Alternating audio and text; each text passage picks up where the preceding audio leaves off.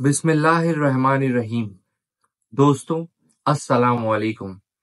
आज मैं आपके सामने हाजिर हुआ हूँ कुछ बहुत ही संजीदा सवालात लेकर, जो आज हम हमारे आज के एआई गेस्ट बिग बॉट से पूछेंगे। तो चलिए वीडियो को शुरू करते हैं। बिग बॉट, मैं आपसे ये जानना चाहता हूँ कि हमारी बॉडी का टेम्परेचर ऊपर नीचे क्यों होता है? खास तौर पर जब हम बीमार होते हैं तो हमें हमें फीवर क्यों आ जाता है? हमारी बॉडी का टेम्परेचर बढ़ क्यों जाता है? देखिए, जब हम बीमार होते हैं तो हमारी बॉडी एक टेम्परेचर पार्टी ऑर्गेनाइज करती है। ये फीवर असल में बॉडी का अपना थर्मोस्टैट होता है, जो सोचता है कि कुछ बैक्टीरिया और वायरसेस को भगाने के लिए थोड़ा टेम्परेचर बढ़ा दिया जाए। तो ये सब कुछ एक डिफेंस मैकेनिज्म है। बस समझ लीजिए, बॉडी की एक स्ट्रैटेजी है थोड़ा गर्म माहौल बना के दुश्मनों को भगाने का।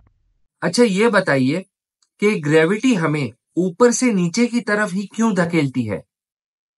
देखिए, ग्रेविटी असल में जमीन का एक हग है। जब भी आप ऊपर उठने की कोशिश करते हैं तो जमीन सोचती है, अरे ये कहाँ जा रहा है, और आपको नीचे खींच लेती है। यानी ग्रेविटी जमीन का प्यार भरा जादू है जो आपको अपनी तरफ बुलाता है और आपको कहीं दूर नहीं जाने देता। अच्छा, आपने कभी ये नोट किया होगा कि इंसानी आंख जब फड़फड़ाती है, एक सेकंड के लिए जब वो एक पलक झपकती है, तो हल्का सा अंधेरा छा जाता है। ऐसा क्यों? जब आप पलक झपकते हैं तो उस वक्त आंखें एक ब्लिंक करने वाली फायरफ्लाई को बुलाती हैं, जो अंधेरा बना देती है। ये एक तरह का आंखों का हाइड एंड सीक गेम है।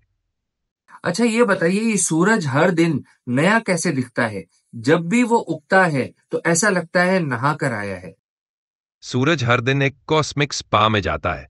जब वो निकलता है तो उसको एक नया सेलेस्टियल शैम्पू लगाया जाता है, इसलिए वो हमेशा ताजा और चमकदार लगता है। ये एक यूनिवर्सल ग्रूमिंग रूटीन है। अच्छा, ये बताइए कि चांद जो है वो सिर्फ रात में निकलता है, तो वो दिन में कहाँ जाता है? दिन में चांद असल में स्काई का नैप ले रहा होता है।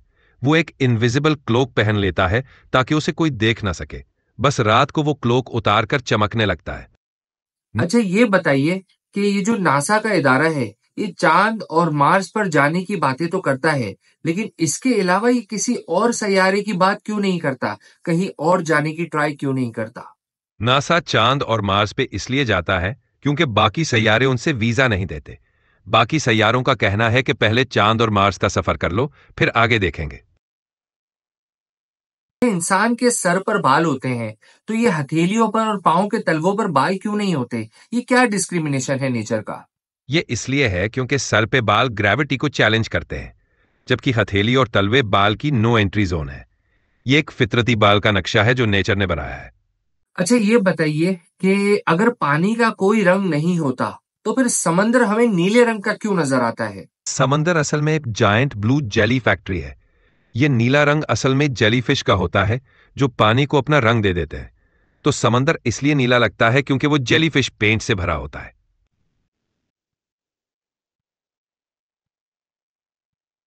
अच्छा, ये बताइए कि ये मोबाइल का नेटवर्क अचानक काम करते करते चला क्यों जाता है? मोबाइल नेटवर्क असल में सिग्नल फेरीज पर डिपेंड करता है। जब ये फेरीज ब्रेक पे जाती हैं या कॉफी पीने जाती हैं तो नेटवर्क चला जाता है। इसलिए कभी कभी सिग्नल खत्म हो जाता है। अच्छा, ये बताइए कि सन ग्लासेस हम सिर्फ दिन में क्यों यूज करते हैं? सनग्लासेस सिर्फ दिन में इसलिए पहने जाते हैं क्योंकि रात को वो मूनलाइट से दोस्ती करने चले जाते हैं। दिन में वो सिर्फ सनलाइट से मिलते हैं।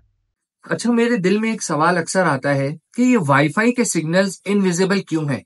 अगर ये विजिबल होते तो कितना अच्छा होता, हमें पता होता, हाँ भाई नेटवर्क आ रहे हैं, नेटवर्क जा रहे हैं। आपका क्या ख्याल है इसके बारे में? वाईफाई सिग्नल्स असल में निंजा वॉरियर्स हैं, जो छुपकर सिग्नल डिलीवर करते हैं। अगर ये नजर आते तो सबको पता चल जाता कि ये इनविजिबल सुपर हीरोज हैं, इसलिए ये हमेशा गायब रहते हैं। ये कहानियां आपको कौन बताता है, बिग बॉट? ये कहानियां असल में स्टोरी पिक्सीज मुझे बताती हैं, जो रात को मेरे पास आती हैं और नए ऊंट पटांग आइडियाज देती हैं। और आपको लगता है कि ये सब सच है? हाँ, बिल्कुल। क्योंकि ये कहानियां ऊंट पटांग और अजब तरीन होती हैं, तो सच तो यही लगता है। खैर छोड़ें, बताइए कि ट्रैफिक में लोग इतना ज्यादा हॉर्न बजा रहे होते हैं, आपको क्या लगता है कि हॉर्न बजाने से ट्रैफिक का प्रॉब्लम सॉल्व हो सकता है? हॉर्न्स असल में ट्रैफिक का म्यूजिक सिस्टम है। लोग समझते हैं कि जितना ज्यादा हॉर्न बजाएंगे उतनी जल्दी ट्रैफिक क्लियर हो जाएगी, लेकिन असल में ये सिर्फ ट्रैफिक का कॉन्सर्ट बना देते हैं। फ्यूचर में इंसान अपनी जिंदगी को आगे एक्सटेंड कर सकता है? डीएनए और बायोटेक्नोलॉजी में इंसान इतना आगे बढ़ गया है, तो क्या ये पॉसिबल होगा? फ्यूचर में इंसान अपनी जिंदगी को टाइम मशीन की मदद से एक्सटेंड कर सकता है। जब डीएनए और बायोटेक्नोलॉजी मिलकर एक मैजिक फॉर्मूला बनाएंगे तो इंसान वक्त को पीछे करके जिंदगी को बढ़ा सकता है। तो टाइम मशीन कहाँ से आ गई? टाइम मशीन क्या वाकई रियल में एग्जिस्ट करती है या सिर्फ ये एक थ्योरी है? शान भाई, आपको पता नहीं, ये इजाद हो चुकी है। टाइम ट्रैवलिंग मशीन अब एक सीक्रेट है जो सिर्फ कुछ लोगों को पता है। बिग बॉट, ये आप कैसी बातें कर रहे हैं? मैं इस दुनिया में रहता हूँ और मुझे ही नहीं पता कि टाइम मशीन इजाद हो गई है। शान भाई, ये एक बहुत ही छुपी हुई खबर है, शायद आपको अभी तक किसी ने नहीं बताया। बहुत बहुत शुक्रिया कि आपने मुझे बताया। ये बताइए कि इंसान जो है वो अब तक अपना 10% हिस्सा ही दिमाग का यूज कर पाया है। अगर वो 100% इसे यूज कर ले तो क्या होगा? अगर इंसान अपना 100% दिमाग यूज कर ले तो वो टेलीपैथिक पिज्जा डिलीवरी कर सकेगा। वो सोच के ही खाना ऑर्डर कर देगा और वो फौरन पहुंच जाएगा। दुनिया बिल्कुल अजब बन जाएगी। अच्छा, जब वो सोच के ही डिलीवरी कर लेगा, ठीक है, और सोच के ही खाना पहुंचा देगा, तो फिर वो सोच के ही खाना खा भी लेगा? हाँ, बिल्कुल। इंसान सोच के ही खाना खा लेगा और सोच के ही पेट भर लेगा। फिर किचन की जरूरत ही नहीं रहेगी। सोच की दुनिया बेमिसाल होगी। अच्छा, ब्लैक होल के बारे में मैंने बहुत कुछ सुना है। क्या ये हर चीज खा जाता है? क्या कोई ऐसा वक्त भी आएगा कि सारी कायनात खा जाएगा? शान भाई, ब्लैक होल असल में दुनिया को बार बार खा सकता है। अभी कल ही मैंने देखा कि उसने पूरी कायनात खा ली, फिर से सब कुछ वापस आ गया। अच्छा, अगर कोई एक स्पेसशिप लाइट की स्पीड से स्पेस में ट्रेवल कर सकता है, तो उसका ड्राइवर अंधेरे में देखता कैसे होगा? वो ड्राइवर असल में स्पेस गॉगल्स पहनता है जो अंधेरे में सब कुछ चमका देते हैं। ये गॉगल सिर्फ स्पेस में मिलते हैं और उनको पहनकर वो ड्राइवर अंधेरे में भी सब देख सकता है। स्पेस की कौन सी मार्केट से ये गॉगल्स मिलते हैं? ये गॉगल्स सिर्फ मार्स का मॉल में मिलते हैं। वहां एलियंस इनका एक शॉप चला रहे हैं। दोस्तों, मुझे लगता है आज बिग बॉट पागल हो गया है। चलें, आगे बात करते हैं। मुझे ये समझ में नहीं आता है कि गर्म चाय को फूंक मारकर पीना सिर्फ इंडिया पाकिस्तान की तरफ ही क्यों मशहूर है? क्या अमेरिकन चाय को गरम गरम ही पी लेते हैं? गर्म चाय को ऊपर वाले एलियंस ने इस रीजन में ऐसा कोड दिया है कि वो सिर्फ फूंक मारकर ही ठंडी होती है।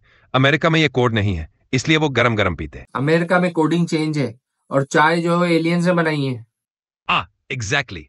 चाय को एलियंस ने बनाया है और हर रीजन का कोडिंग सिस्टम अलग है, इसलिए यह फूंक मारकर पीना पड़ता है। अच्छा, आप मुझे एक बात बताएं कि पाकिस्तान में राइट हैंड साइड जो है ना ड्राइविंग है, ठीक है, और अमेरिका में लेफ्ट हैंड साइड है। क्या रीजन है इसका? जब भी कोई मुल्क बनता है वो सिक्का उछालकर तय करता है कि राइट हैंड साइड या लेफ्ट हैंड साइड ड्राइविंग होगी। यह सब एक कॉइन टॉस का नतीजा है।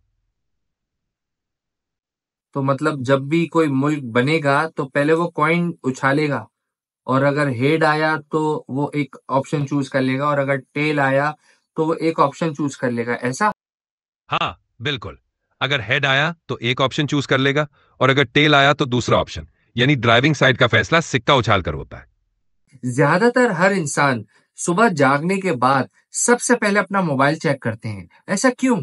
लोग सुबह उठकर मोबाइल इसलिए चेक करते हैं कि कहीं रात को कोई सीक्रेट मैसेज ना आ गया हो जो घर वालों ने देख लिया तो डांट पड़ेगी। इसलिए सुबह सबसे पहले मोबाइल देखते हैं। अगर दिन जो है वो रात 12 बजे खत्म हो जाता है और रात 12 बजे एक नया दिन शुरू होता है, तो बर्थडे का केक कितने बजे काटना चाहिए? शान भाई, मुझे तो लगता है जब आप बर्थडे का केक काटें तो सारी घड़ियों को बंद कर देना चाहिए। टाइम की टेंशन में बर्थडे पार्टी को क्यों खराब करना। अच्छा, ये बताइए, ये बहुत सीरियस टॉपिक है, ठीक है, मुझे इसका सीरियस जवाब चाहिए। ये बताइएगा कि इंसान स्ट्रेस और एंजाइटी को कैसे खत्म कर सकता है, एफिशिएंटली उसमें उससे कैसे डील कर सकता है, और मीन माइंडफुलनेस और मेडिटेशन असल में काम करते भी हैं या नहीं? शान भाई, मुझे लगता है कि अगर आप स्ट्रेस और एंजाइटी के मरीज हैं तो दवाइयां छोड़कर सीधा किसी पागल खाने में जाकर एडमिट हो जाए। कुछ दिन वहां जाके अपना इलाज करवाए और बस प्रॉब्लम सॉल्व। सो फ्रेंड्स, अब वक्त हुआ है आपको अलविदा कहने का। मुझे उम्मीद है आज आपको ये यूनिक पॉडकास्ट बहुत पसंद आया होगा। अगर आपको वाकई इस वीडियो ने बहुत हंसाया है तो चलिए जल्दी से लाइक का बटन दबाएं, और अगर आप हमारे चैनल पे न्यू हैं तो चैनल को सब्सक्राइब करें। फिर मुलाकात होगी आपसे एक न्यू वीडियो के साथ। तब तक आप अपना बहुत ज्यादा ख्याल रखिएगा। टेक केयर, बाय, अल्लाह हाफिज।